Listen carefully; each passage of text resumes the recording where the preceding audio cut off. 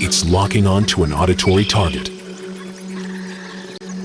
And when bats want to fly, they drop free from the roost using gravity to assist them.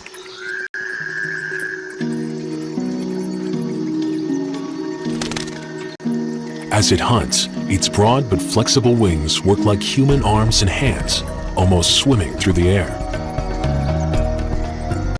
The wing membrane is actually skin extending from the body.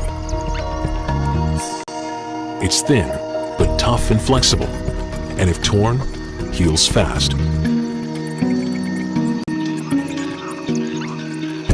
When bats are foraging, frogs try to stay hidden or reduce their calls to a brief low-frequency rumble.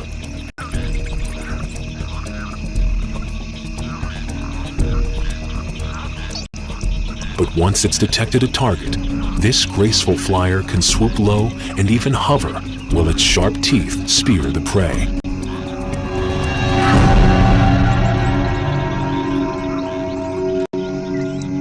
After capturing a meal this big, a bat returns to a roost to consume it at its own pace.